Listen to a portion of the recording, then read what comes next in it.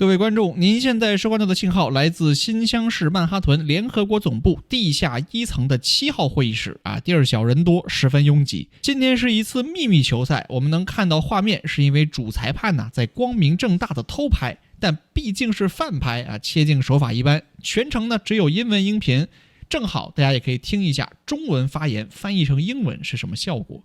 今天讨论的主题是俄乌冲突中的儿童转移问题，实质上是俄罗斯代表团要回应国际刑事法院之前给普京和贝洛瓦出示的2张红牌，各方就俄罗斯的转移行为是否犯规展开激烈辩论，会场火药味十足，欧美球员2次离席抗议，会议不欢而散。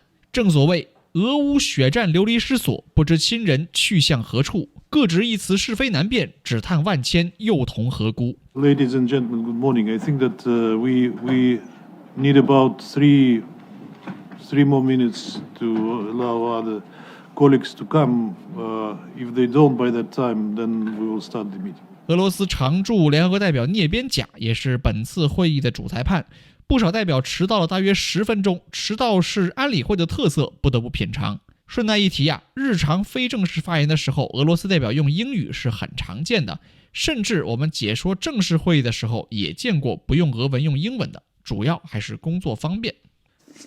They said that it was a crime to save those children that were in areas that were subject to shelling by the UAF and using weapons supplied by the West. Thus, the issue of children is cynically used as another element of an anti-Russian informational war. 我们说俄罗斯召开这次会议是为了回应国际刑事法院，也就是 ICC 的逮捕令。之前 ICC 对弗拉基米尔·普京和总统办公室儿童权利专员玛利亚·阿列克谢耶夫娜·利沃瓦·贝洛瓦2个人发出了逮捕令，所涉罪行是非法驱逐儿童和将乌克兰儿童从被占领区非法转移到俄罗斯，这是2项战争罪。俄罗斯的主要观点是转移儿童确有其事，但这是为了保护儿童而做出的合法行为。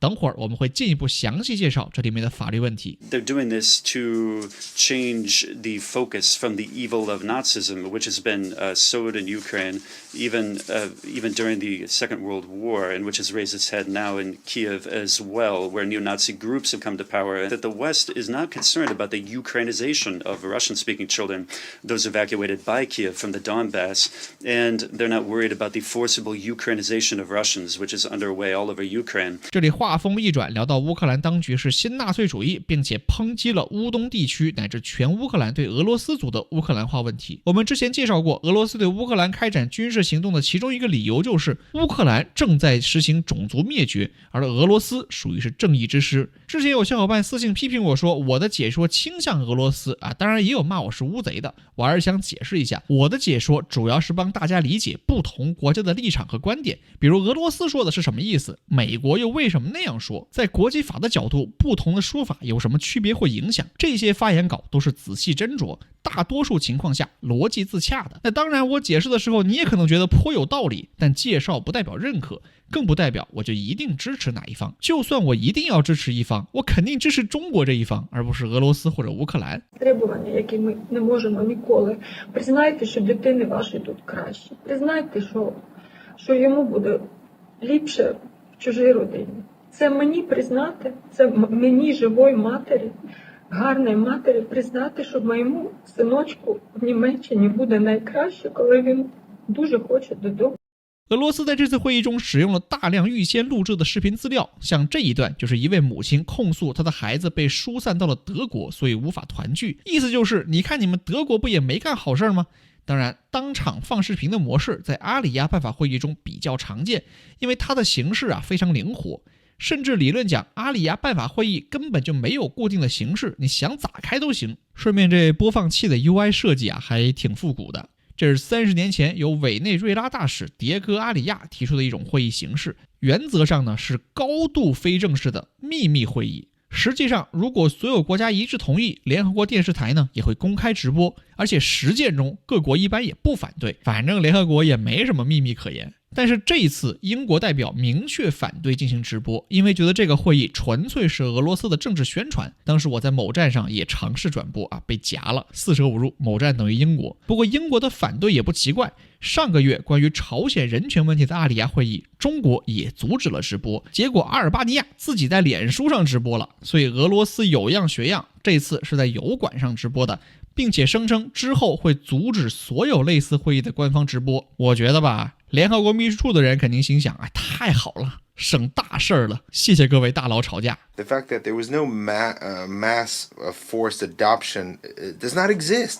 The fact that orphans and children who were left without custody of their parents or from institutions located within the administrative borders of the DPR and LPR when their independence was recognized by the Russian Federation were transferred to temporary preliminary guardianship or temporary custody of Russian citizens. This is not adoption, and this option was chosen in order to return the children to parents when they're found. The fact that Russia has not put up any obstacles to maintaining contact or communication between the children with their parents and their relatives is a fact, and is striving to reunite them. 基本上大家可以看出来，俄罗斯是承认存在转移行为的，因为这个很难否认。但是对于事件的性质，双方有不同的理解。俄罗斯认为寄养家庭是一种临时的监护，而不是收养。This work had an emergency character. It was essential to move these children from under shelling and move them to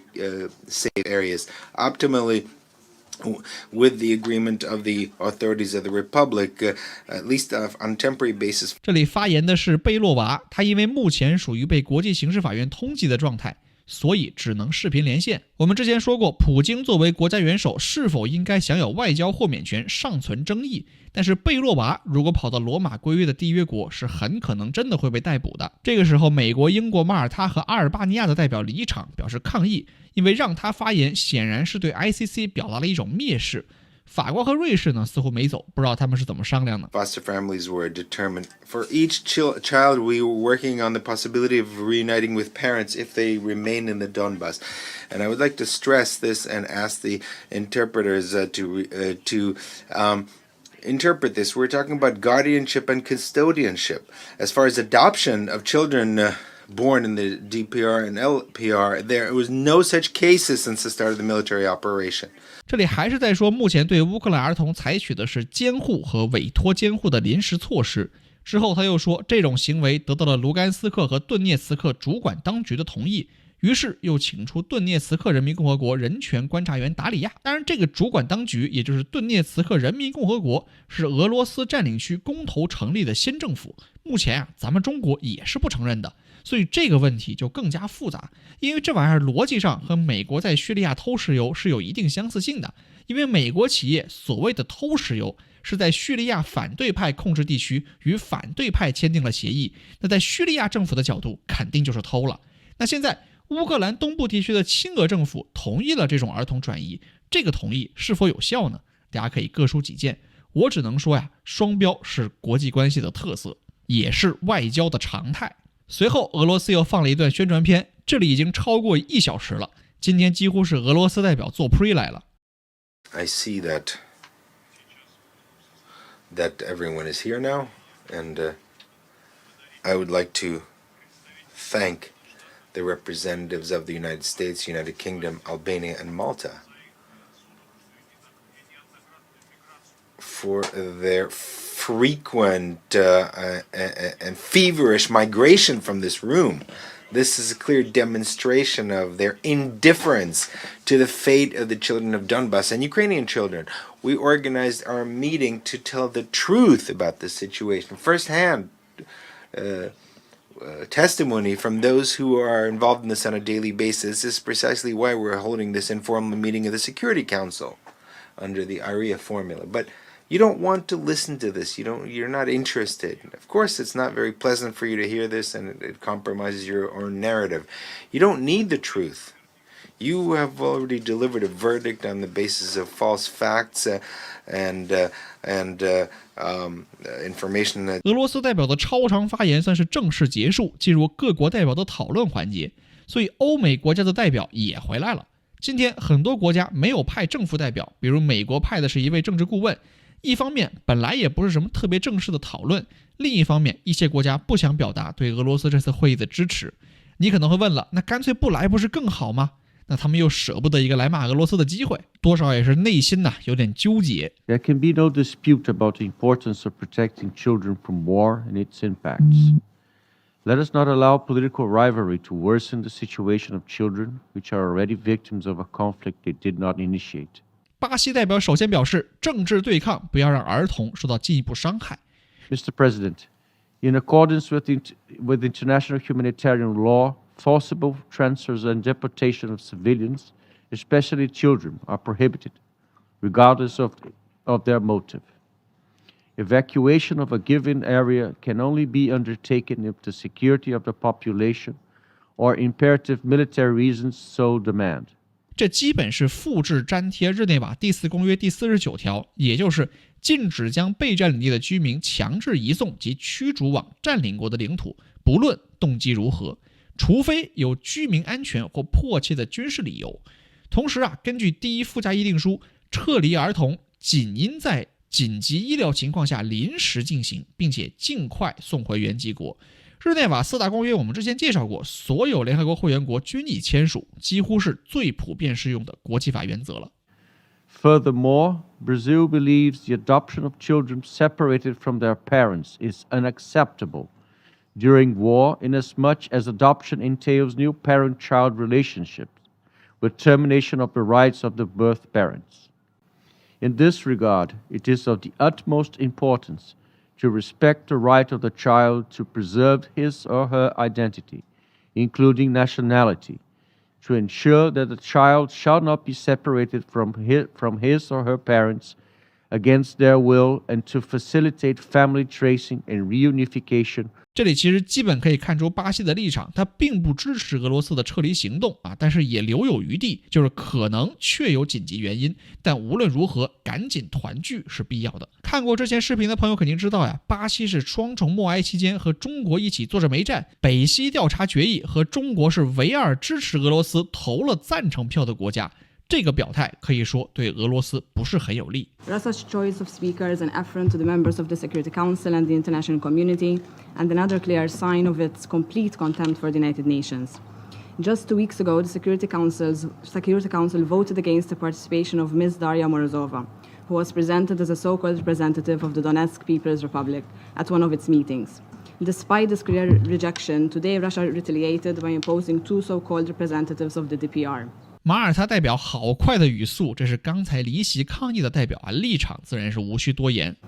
As the Commission recommended, Russia must provide reliable and comprehensive information about the number and the whereabouts of all children that have been transferred. I thank the representative of Malta, and I have to say I'm greatly impressed by her statement, where she posed questions that she chose deliberately not to listen answers to, which were provided by our today's briefing. 这是一次正面交锋，马耳他要求俄罗斯提供准确的数据，俄罗斯说：“我刚才不就在做 pre 吗？你自己走了，怪我咯。” I listened carefully to the briefings of individual briefers and viewed the multiple video clips played at the meeting. 大家有没有觉得很眼熟呀？这就是之前坐在耿爽身后的中国代表团成员，因面色严肃被小伙伴们称为门神哥的孙志强公参。龚史贤参赞司级干部。今天虽然是在咱们解说系列里首次正式发言，其实之前已经身经百战，见得多了。孙公参上来就说：“这个视频我认真看了，发言我也认真听了，但是你问我支持不支持，我只能说无可奉告。” Children are the most innocent group in and the most vulnerable victims of armed conflicts. According to the UN, since the conflict in Ukraine broke out, millions of children have become IDPs or have sought refuge in neighboring countries subject to untold sufferings. They need humanitarian assistance and effective protection. Protecting civilians in armed conflicts is an obligation under international humanitarian law. Under any circumstances, protection of civilians, children in particular, must be the top priority. 儿童是脆弱的战争受害者，应该成为有关各方的关注重点。保护平民是一项国际人道法义务，必须遵守。但是俄罗斯是不是确实违反了国际法？我只能再说一遍，无可奉告，我又不在现场。这个表态没什么问题，毕竟中国属于域外国家。We support the role of UNDP and WFP in coordinating the synergy of international humanitarian assistance to ensure that children get adequate food and the necessary medical care. China supports UNICEF's work in providing educational supplies and learning opportunities for displaced children. 很多人问为什么联合国要援助乌克兰，为什么不援助俄罗斯？因为战争的发生地就在乌克兰，受影响最大的平民也主要在乌克兰东部地区。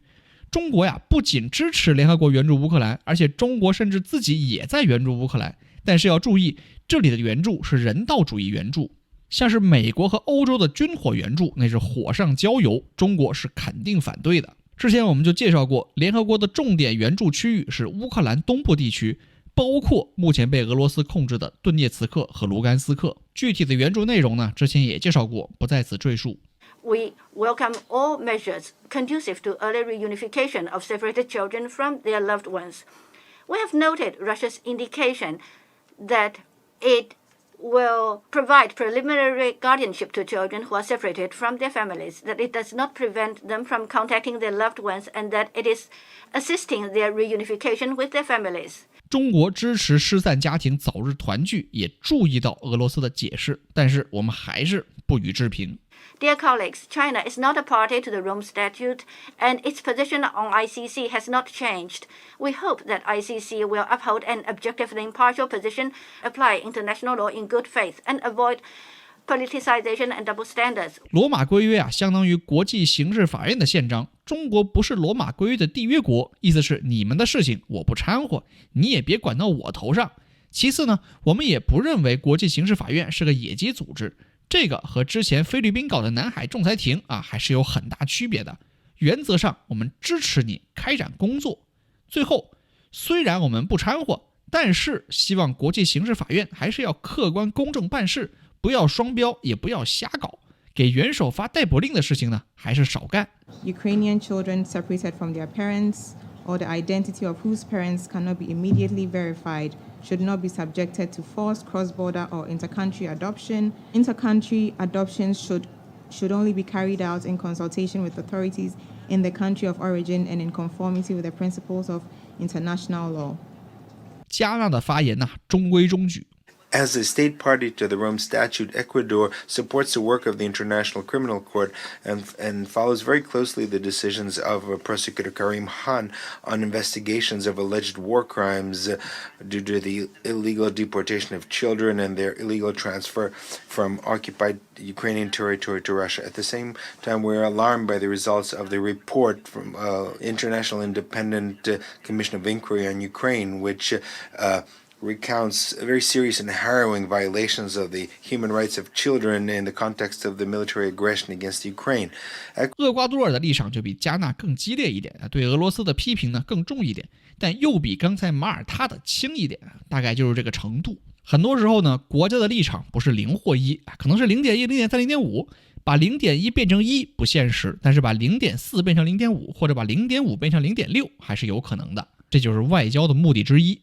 Russia has forcefully separated thousands of children aged between 4 months and 17 years old from their families or legal guardians and moved them to over 40 different facilities in Russia-occupied parts of Ukraine or inside Russia itself. 美国出席的是一位政治顾问大概就是参赞级别，名字比较有趣，姓恩戈伊，名恩戈伊，全名恩戈伊。I thank the representative of the United States. To him, I can only repeat what I have said to Malta, that he should have better listened to the briefers who provided information that he was so desperately needing, citing figures. We're not trying to conceal here anything. Instead, we wanted to demonstrate and to give you the real figures and the real situation with the children that you consider to be deported to Russia. I found it particularly amusing to the reference of the International Criminal Court by the United States, a country that has not ratified the Rome Statute of the International Criminal Court and who has a long and difficult story of relations with that so-called body. 可以看出今年俄罗斯的攻击性很强啊，回怼概率很高。Russia is inflicting on Ukraine and its people unspeakable suffering. The rights of the child are systematically violated by Russia. 没什么特别的啊，老规矩，五常总要给大家露个脸。Once again, Russia is seeking to mislead this council on the devastating consequences of its invasion. Russia has no credibility on this issue. The forcible transfer of thousands of children is horrifying. Taken from their homes without the consent of their family members or the Ukrainian authorities for reported re-education and adoption. This will have long-lasting impacts on these children and their families. 说白了，为什么国际法规定不能转移儿童？因为儿童是未来，转移儿童相当于转移人口，儿童又是一张白纸，你给他灌输语言文化意识形态，那么他以后甚至回到原籍国也很难融入，这是一个亡国灭种的行为。英国代表大概就是这么个意思。当然，对于俄罗斯来说，这件事情本身就是源自乌克兰对俄罗斯族儿童的乌克兰化教育，所以孰是孰非，大家也各执一词。The same delegations currently evacuating from this room again. I hope it was not an emergency type evacuation. In any case, we wish them all the best and pray for them. 这里因为俄罗斯又开始让贝洛返场发言，有些代表呢又离场抗议了。聂边甲开了个玩笑说：“你们是不是搞紧急撤离呀？”我看直播听到这个笑话的时候，觉得有点冷，不知道在场有没有人配合着笑出来。But jokes aside, those delegations today are creating history for the Area Formula meetings. We think what happened today was a complete disgrace on their part, and of course we will remember that. Now I'm switching back to Russian. Я благодарю наших I thank our briefers. Thank them for taking the time to convey to the international community the genuine information about the evacuated, rather than the deported, the term that some people have used here, the evacuated children, evacuated from Donbass into other regions. And as the saying goes, people that have ears can hear what happened. As many delegations present in the hall, and those delegations that have left the hall, have mentioned the ICC. This body for Russia has dropped off the map of international judicial bodies. It has finally turned completely into a instrument subservient to Western countries. The ICC is an institution that's trying to say that it's trying to condemn the evacuation of children without any supervision from the areas of hostilities. In its logic, we should have thrown them into the line of fire. For us, this body no longer exists. I thank you, distinguished colleagues, for your participation.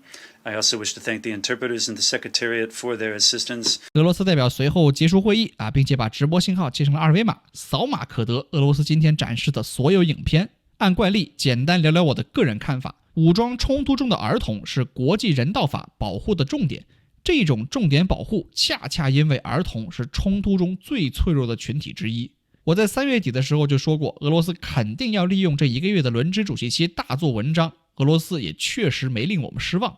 这次阿里亚会议几乎是纯粹的俄罗斯宣传片，甚至俄罗斯在发言中都明牌告诉所有人，我就是要反驳 ICC， 我就是要反驳美乌的报道。估计这样的会只能在俄罗斯当主席的时候才能开得起来。当然尽可能宣传自己的政治观点没什么问题，但是我确实也没有看到俄罗斯通过这次会议获得了更多的支持。相反，中国和巴西的态度都比较中立。我原以为会有更多详实可查证的报表和数据，以及对于撤离行为中人道主义要素的迫切性和必要性进行充分论证，没想到最后是短视频合集。其实一个可行的解决办法是俄乌双方建立一个专门的联络渠道，用于亲属儿童的团聚，根据父母的意愿对儿童进行安置。想去俄罗斯的去俄罗斯，想去乌克兰的去乌克兰，相关的工作也可以由联合国或者红十字国际委员会协调，尤其是后者具有丰富的经验。当然，现在这个问题已经完全政治化，儿童对双方来说都只是个宣传工具。我对前景比较悲观。感谢你看到这里，如果你有什么想法或问题，欢迎评论区留言。我是小 Q， 一直厕纸区的 UP 主，我们下期再见。